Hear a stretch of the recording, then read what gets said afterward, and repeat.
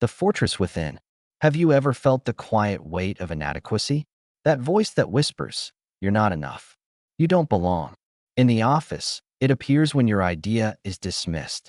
In relationships, when you feel overshadowed. In solitude, when comparison eats at your confidence. Self-doubt and inferiority creep in like thieves at night, stealing peace before you notice. But the Stoics remind us, these feelings are not invincible enemies. They are signals, opportunities to build something stronger. What if, instead of crumbling, you built a fortress within? A fortress no judgment, no rejection, no fear could ever breach. Think of the times you doubted yourself. You presented in a meeting, and silence answered.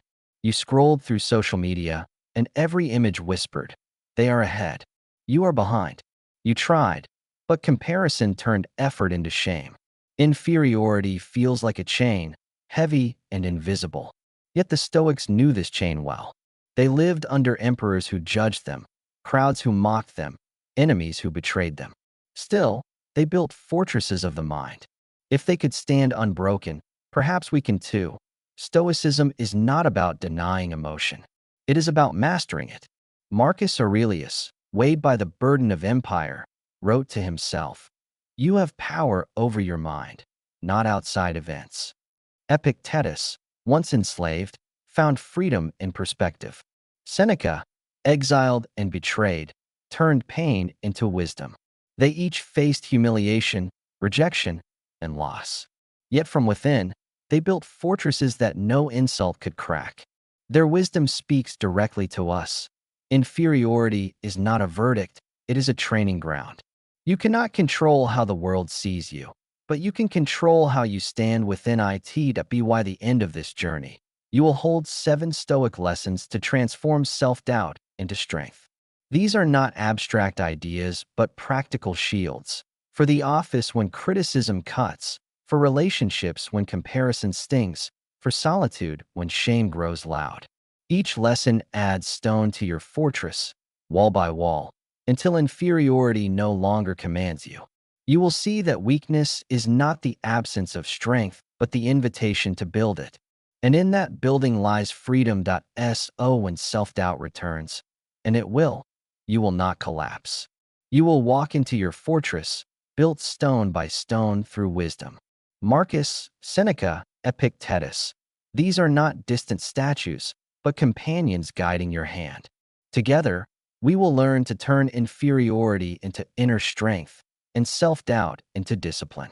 The world may not change, but within, you will stand unshaken. What stands in the way is not your defeat. It is the way forward. Your fortress awaits. Lesson 1. Inferiority is not your identity. Inferiority often feels like a verdict. I am less. I am not enough. But the Stoics remind us that identity is not built on fleeting emotions. Feelings of inadequacy are signals, not truths. They reveal where our values lie, where we crave recognition, where we fear judgment. To feel inferior means you care about excellence. It means you aim for more. But when you confuse that signal for a definition, you chain yourself to illusion. The Stoic path is not to erase feelings, but to separate them from identity. You are not the passing storm of emotion. You are the fortress that stands beneath it, Epictetus taught. You are not your body, nor your possessions, but your judgments. Inferiority thrives when we measure ourselves by externals, titles, status, applause. But these, the Stoics warned, are beyond our true control. Judgment, character, virtue, these are ours, unshakable. You may lose a promotion, you may stumble in comparison, but these do not touch your essence. You are not defined by what the world grants or withholds, but by the way you choose to live. Strip away externals, and what remains is the self no insult can diminish. Consider Marcus Aurelius, an emperor yet plagued by self-doubt. In his meditations, he wrote not as a ruler above men, but as a man battling himself. Despite command over an empire, he questioned his worth, wrestled with feelings of inadequacy, and sought strength within. What preserved him was perspective. The soul becomes dyed with the color of its thoughts. His value was not in Rome's applause, but in his daily effort to live with justice and wisdom. Even emperors, surrounded by glory, felt inferiority's sting. What set Marcus apart was his refusal to wear it as identity. He used self-doubt as a reminder to return to virtue, brick by brick, fortifying the inner fortress. How do we apply this today? Begin by noticing. When do you feel inferior? At work, when someone else is praised. On social media, when others shine brighter. Write these moments down, not as verdicts, but as signals. Then, reframe. This is showing me what I value. This is guiding me toward growth. Replace comparison with construction. Each doubt becomes a stone for your fortress. Next time the voice of inferiority whispers, "You are less," answer with stoic clarity. I am not the voice. I am the one who hears it. You are more than feelings. You are the builder of your fortress, and every doubt is material for its walls. Lesson 2. Control the controllable. Most feelings of inferiority grow from what lies beyond our control. We compare our success to others, replay criticisms we cannot erase, and beg for recognition we cannot force. The Stoics remind us, freedom begins where control begins. You cannot dictate outcomes, but you can direct effort, judgment, and choice. Disappointment deepens when we clutch the uncontrollable. Release it, and you stand lighter. Anchor yourself in what is yours, your preparation, your honesty, your resilience. Inferiority feeds on the illusion of control over others. Break the illusion, and suddenly self-doubt shrinks. The fortress of the mind is built not on outcomes, but on discipline over what belongs to you alone. Epictetus wrote, "Some things are up to us, and some are not." This simple division is the shield against inferiority. When you feel overlooked at work or diminished in comparison, ask, is this mine to control? If yes, act with courage. If not, release it. Why let your worth be held hostage by applause? Judgment belongs to others, but effort belongs to you. The world may resist your efforts, but it cannot strip away your choice. Freedom, the Stoics remind us, is never found in controlling the world. It is found in mastering yourself. Seneca, one of Rome's most brilliant minds, was exiled from the empire, stripped of position, ridiculed as a failure.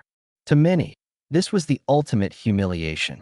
Yet Seneca did not waste energy fighting the uncontrollable, the emperor's judgment, the loss of favor. Instead, he turned to what remained: his words, his discipline, his philosophy.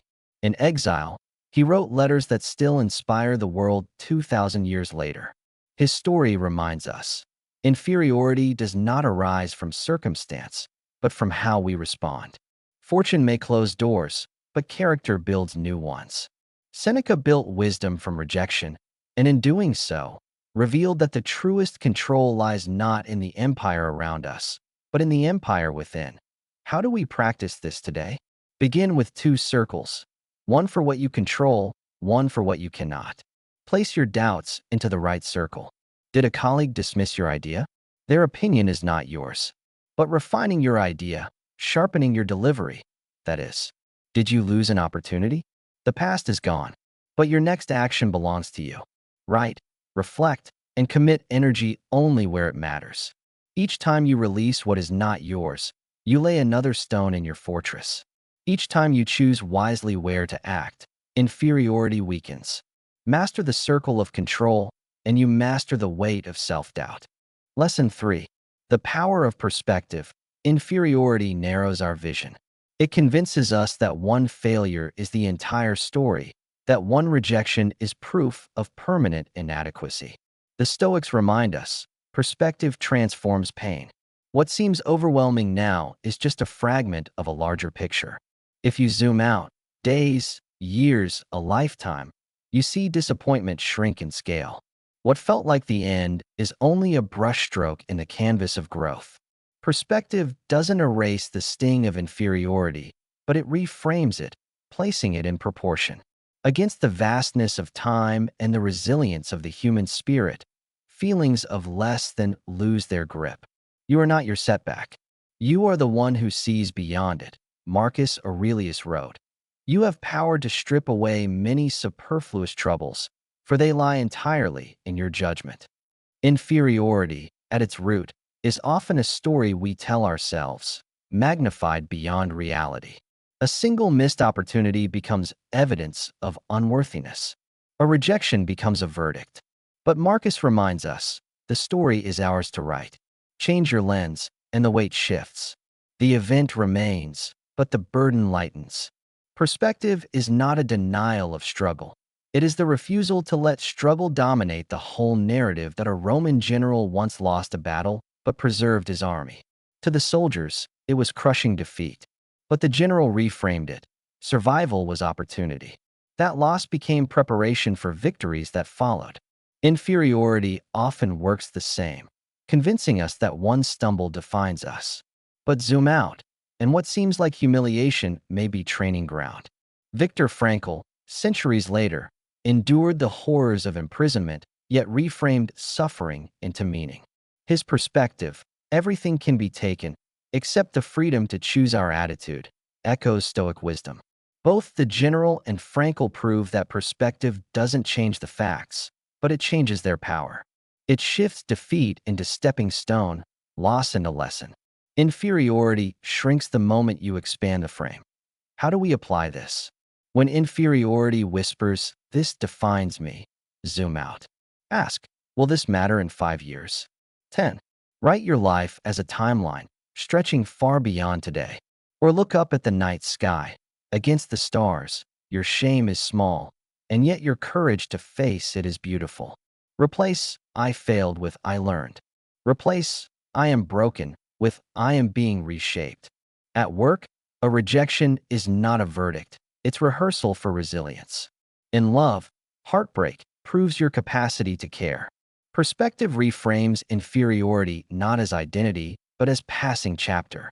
Shift the frame, and what felt like a wall becomes only a step on the path forward. Lesson 4. Amor, Fati, accepting fate. When inferiority takes hold, our first reaction is resistance. We tell ourselves, this should not have happened. I should be better. I should be more. But the Stoics challenged this response with one radical idea, amor fati, the love of fate. To love fate is not to celebrate disappointment, but to accept it as part of the design. Every moment, victory, humiliation, failure, triumph, is material for growth. Resistance doubles our suffering. Acceptance transforms it. To embrace fate is to say, this, too, belongs in my story. Inferiority then becomes not a chain, but a stepping stone. Marcus Aurelius wrote, "A blazing fire makes flame and brightness out of everything thrown into it." This is amor fati, to take every rejection, every slight, every failure, and feed it into the fire of the soul. Even Nietzsche, centuries later, declared, "My formula for greatness is amor fati, not merely to bear what is necessary, but to love it." Inferiority loses its sting when we see it not as shame, but as fuel. What you once saw as weakness becomes the very fire that forges your resilience.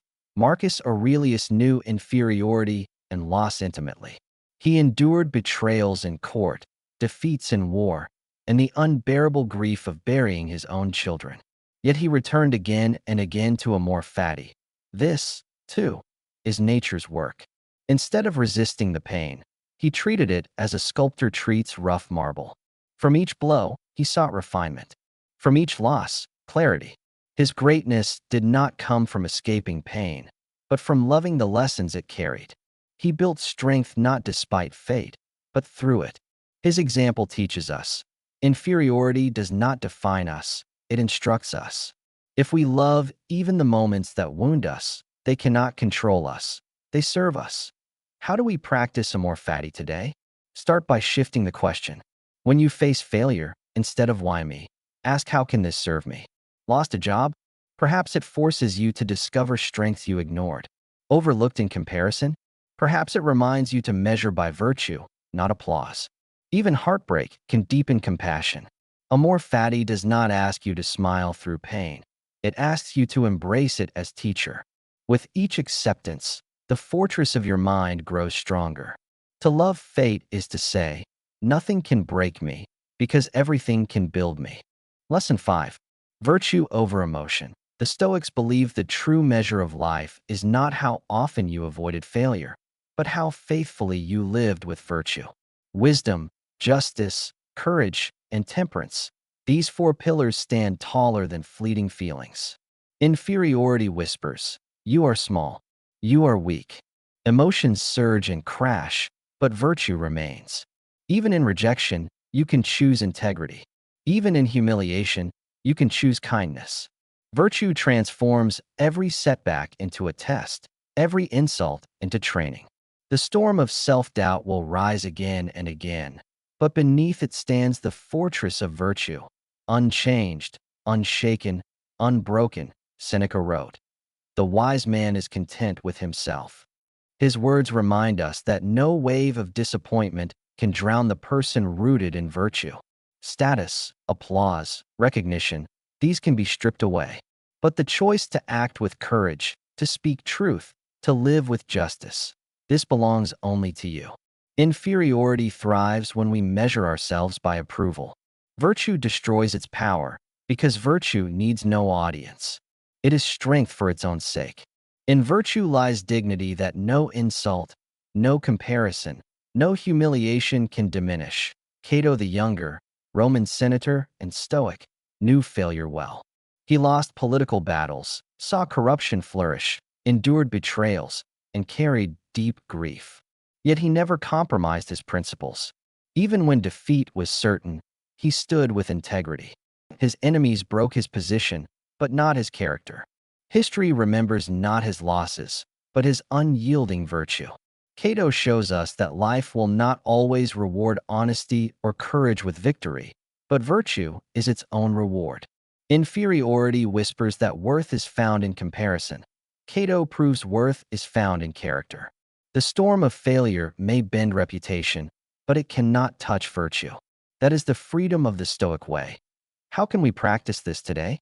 When self-doubt rises, ask, what does virtue require of me now? At work, when overlooked, you can still choose excellence. In relationships, when rejected, you can still choose compassion. Even small acts, keeping a promise, holding your tongue, showing patience, are victories. Inferiority wants you to shrink. Virtue invites you to rise. Every choice for virtue adds stone to your fortress. When the storm of comparison howls, you will not be moved. For emotions shift with the wind, but virtue roots you like the mountain. And in that rooting lies freedom. Lesson 6.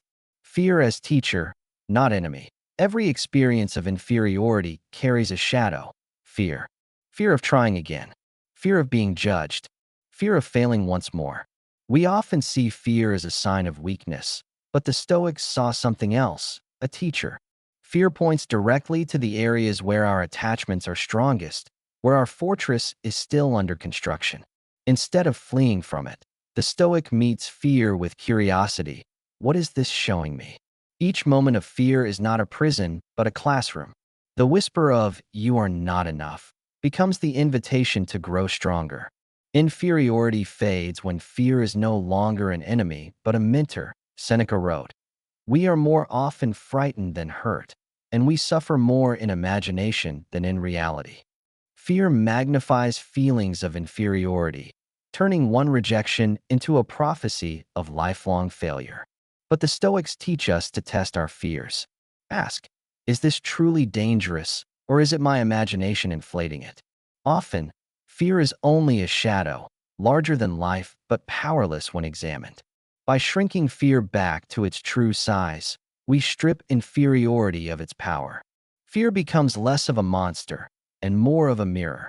Epictetus, once enslaved, lived daily under threat and humiliation. Fear could have consumed him, feeding inferiority at every turn. Yet he transformed fear into discipline. He taught, fear shows you what to train. If you fear poverty, practice simplicity. If you fear rejection, train resilience. If you fear loss, meditate on impermanence. By rehearsing hardship in his mind, Epictetus grew stronger than the blows of fate. His chains could bind his body, but never his will. Fear revealed where he needed strength, and discipline gave it to him. From that classroom of fear came freedom, and from freedom, dignity. How do we apply this? Practice fear setting, a Stoic exercise. Write down your fear tied to inferiority. I will always be less. I will never succeed. Then ask, what's the worst that could realistically happen? How likely is it? What could I do if it did? This exercise pulls fear out of shadow and into light. At work, it may mean preparing for rejection rather than dreading it. In relationships, it may mean accepting vulnerability instead of hiding. Fear does not vanish, but it transforms. Once examined, fear stops being a monster and becomes a mentor. Inferiority dissolves when you realize fear was not a curse, but a compass. Lesson 7. Freedom lies in perspective. The Stoics taught that freedom does not come from escaping pain, but from reframing it. Feelings of inferiority tempt us to believe we are trapped, defined by failure, locked behind invisible walls. But perspective is the hidden key. Change how you see the same event, and you unlock yourself from within. A rejection can be humiliation, or it can be redirection. A failure can be collapse, or it can be training. Perspective does not deny reality, it reshapes it. Chains dissolve when you realize they were never made of iron, but of judgment. To shift your perspective is to step into freedom. Epictetus declared, "Man is not disturbed by things, but by the views he takes of them." Inferiority is not the chain, our perception is. The same rejection that breaks one person strengthens another. The difference lies in perspective. To Epictetus, freedom was always internal. Circumstances may bind your body, but never your mind. Judgment is yours alone. And in that judgment lies power. The power to shrink disappointment, to lighten burdens, to turn wounds into wisdom. Perspective is not weakness. It is strength wearing the mask of clarity. Viktor Frankl, imprisoned in concentration camps, faced unimaginable loss. Everything was taken: freedom, possessions, family. And yet, he discovered the last of human freedoms, the power to choose one's perspective. He wrote, "Everything can be taken from a man but one thing: the freedom to choose one's attitude in any given set of circumstances." This insight echoes Epictetus, who lived as a slave yet taught freedom of the mind. Both remind us, no matter how harsh the world, perspective cannot be stolen. Disappointment may weigh heavily, but it cannot imprison your mind. And in that space of freedom, even suffering becomes meaningful. How do we apply this? Practice reframing. When inferiority whispers, "This is the end," reframe it. "This is a beginning." When it says, "I am broken," respond, "I am being reshaped." Write down one disappointment, then rewrite its story from a new angle, one that highlights growth, wisdom, or resilience. At work, a failed project becomes training. In love, heartbreak proves your capacity to care deeply. Perspective is the lens that reveals freedom hidden inside pain. You cannot always control events, but you can always choose the frame. And when you shift the frame, walls turn into doors, and defeat turns into dignity. Conclusion. Building the fortress within. We began with the quiet sting of inferiority, that whisper telling you that you are not enough. And we discovered, step by step, that this voice is not truth but training. Through the Stoics, we saw that inferiority is not identity, that control begins with what is ours, that perspective reframes failure, that Amor Fati teaches us to embrace fate, that virtue stands above emotion, that fear is a teacher, and that freedom is always within reach. Together, these 7 lessons form the fortress of the mind. Each stone, judgment, acceptance, discipline, courage, becomes a wall that no insult can breach. Inferiority will knock again, but now you hold the keys. Tomorrow may bring criticism, rejection, or silence, but you are no longer powerless before them. You know now that worth is not measured by comparison, but by character. Inferiority may whisper, but you have learned to listen differently. Every insult is wood for your fire. Every doubt is stone for your fortress. What once felt like shame can now be fuel. Marcus Aurelius, Seneca, Epictetus, each faced losses far greater than ours, and yet built fortresses that outlived empires. Their lesson is yours. Freedom is not found in applause, but in mastery of self. And that freedom cannot be taken. Here is your practice. The next time self-doubt rises, pause. Breathe. Write it down. Then ask, what is this teaching me? What can I control? What perspective will set me free? Choose the Stoic response. Add another stone to your fortress. Day by day, you will notice that what once crushed you now trains you. What once defined you now strengthens you. Remember, what stands in the way is not your defeat. It is the way forward. This is the miracle of Stoicism, to turn pain into power, weakness into wisdom, and inferiority into inner strength. Stand tall, live wisely, and carry this truth. Your fortress is already within you.